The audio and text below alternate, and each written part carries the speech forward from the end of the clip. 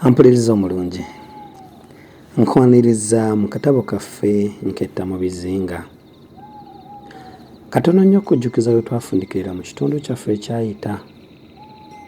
Twali twakayingira mu yugoyugo era bwe tutyo olw'ekikangaba ky'Omujapaani omu-ofiisa eyatta munne kyali kyakayita, ate ne tugwibwako ekyekanga ekirala eky'ensolo emanyiddwa nga Jagwa.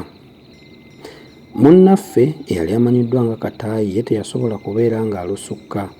Ensolo bwe yamukwakkula ku kigaali bw'etyo n'ekuuliita naye era eyali atuvuga n'atutegeeza nga munnaffe bwe yali amaze okwebikkira eringi. Nga mmaze okutuusibwa we nalekebwa, nasobola okubeera nga nziruukirira omuwala era Jagwa gwe yali ereese nga kaguddeyo, ne nsobola okubeera nga nali mutaasizza naye ng'emulekedde enkwagulo, bwe ntyo ne mbeera nga natetenkanya engeri y'okusibamu ensanke, ne mbeera nga nagiyimiriza. Nkwaniriza mu kitundu kyaffe ekyokusatu eky'essuula nsimba ekigere mu yugoyugo. Oluvannyumako namutuuza nga neesigamye era ne munyenyanyeenya nga bwe muyita. Yawawamuka ng'ava mu matansajjere era nga ntunuulidde n'amaaso agajjudde okutya n'okwewuunya, yayogera nga bw'asikattira nti, Gwe gwamponyezza, ye gwani? Oli muzimu? Nedda, toli muyugoyugo, kubanga tewali muyugoyugo yanditambadde Jagwa nswakaavu mbw'awonye omukazi gw'atamanyi. Yatunula eri Jagwa ne yeesisiwala nga bw'akuukumuka era naneenyigirizaako. Nze wano natandika okutya ne ndowooza nti obanga Abajapaani baali bawulidde omusinde gw'emmundu era nga bajja baguwondera. Ddala nali mu katyabaga. Ate ne ndowooza ng'omuwala bw'anaddayo tajja kulema kulaalaasa bibaddewo era n'abantu abalala okubisansa ne bituuka ne ku bakafulu. Nga nkyali mu birowoozo ebinnyogovu ng'ebyo ntongeza, tamutamu n'agoba. Ddala yansala kugwa akabugu. Yalabika ng'omunyiikaavumu mpozzi olw'okunsanga n'omuwala. Naye sikutendera ngeri gye yatunulamu ng'amaaso ge gagudde ku mutulumbi gwa Jagwa. Nga yasaamiridde, ensaya atadde, amaaso gakoonoose mu kiwanga, yatunulira Jagwa ng'anaagimira. Bw'agisimbulako amaaso n'agazza ku ffe, ate n'agagizzaako, ate n'agazza. Ng'ali mu mbeera bw'etyo, omuwala yeevaamu n'amutegeeza byonna ebibaddewo. Yampomeka eriiso nga bw'afuuwa ekiwanga akizza munda, ng'anyeenya n'omutwe, yagamba nti, Oli musajja wattu. Yazza omuwala ku bbali n'amukuba akaama. Oluvannyuma yajja n'antegeeza nga bwe yali agenda okuwerekera ku Wi, eryo lye lyali erinnya ly'omuwala amuzzeeyo ewaabwe. Wi ono yalina ekyenyi kya busonda, amannyo ga kagongo, enviiri mpanvu za kawemba, nga mutono omumyufu n'erudda ate omuwanvu. Emimwa yalina gya nalugoba, amaaso ga kimbejja, amatu ga nantooke, engalo za nakitembe, entumbwe za nduliwamu, ebisige bya lutentezi n'akabina ka munguuba.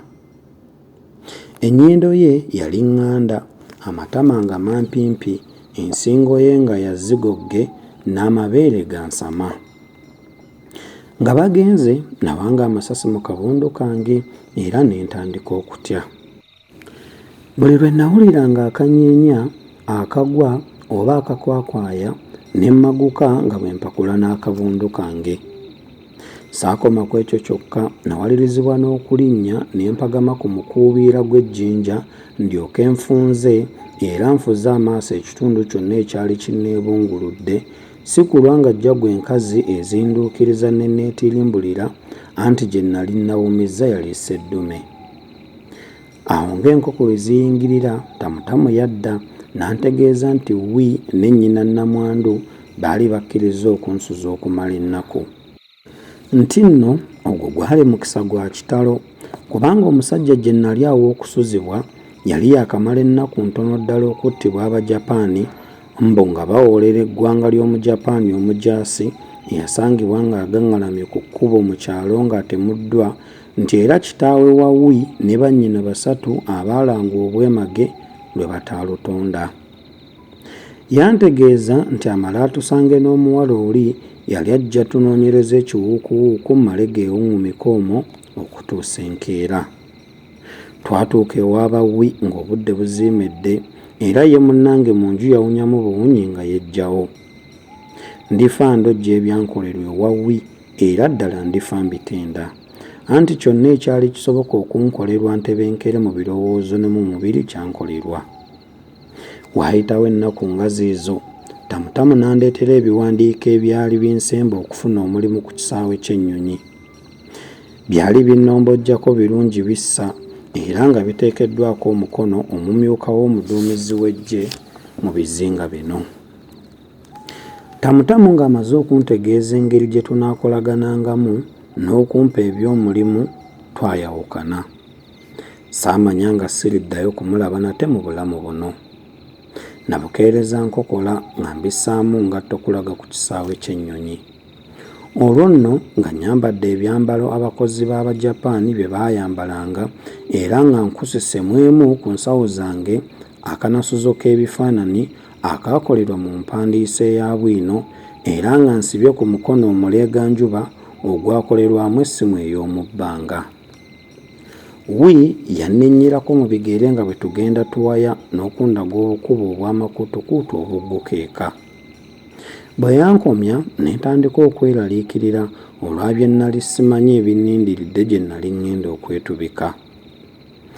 Nga ntuuse ku kisaawe nayanjulibwa mbagirawo eri Major Shinoru. Yambuuzabuuza obubuuzo bungi obulimu obukolomooni n'obukwakkulizo naye nga bwonna mbutema. Kyokka ennaku ze namala ne Wi zannyamba nnyo mu kwanukula obubuuzo bungi obwandinkunizza oba enkalu kwe zandyenyooledde nga ntamattama. Ebibuuzo nga biwedde mbyabudde, nakwasibwa Kapitaani Akito gwe nali ow'okukozza naye emirimu. Ye yakolagananga n'ennyonyi ku ssimu ey'omu bbanga naye nga teyeewaaga magengera asuulayo bbiri bw'atawenna enyambwa. Omulimu ogwampeebwa gwali gwa kwekenneenya buli nnyonyi ekka ndabe nga si ya mulabe. Mpandiika ennamba zaayo, omuwendo gw'abantu abaggiddemu, obudde kwetuukidde, ngijjuza amafuta era ngikoleko ne kalonda w'ebintu ebirala nga n'okusissa omugoba ekinkumu mu bitabo sikusudde muguluka. Ng'ennaku zeetoolodde, nafuna akakisa okwesogolako n'okwetegereza ekisaawe kyonna. Major Shinoru yakyalako era obudde ne buba bw'amatutulu nnyo ng'ebire biseeyeeyeza ku busammambiro bw'emiti n'olwekyo nga tewali nnyonyi yonna eyinza okubuuka oba okukka. Akite ng'amaze okulabula ebifo byonna ennyonyi gye zaali zisuubirwa okuva zireme okujja, yeekamirira entabaaza bakadde. Nga yeetisse emumala nga n'embwa asigadde kugiyita ŋŋwa n'okutayira takyayinza, akabisi kamulippe enkalu n'agwa ky'amaanyi ekyamuviiramu otulo nga nange neekejja ku kisaawe. Ampuliriza omulungi, nzikiriza tujja kufundikirira wano olwaleero. We tujja okusinziira tumanye biki ebyaddirira nga Akite amaze okukongojja omumbejja Namaalwa nga nange nfunye omukisa ogwongera okwekenneenya ekisaawe kyonna nawa gye byaggweera. Akuume atakuumira mpeera.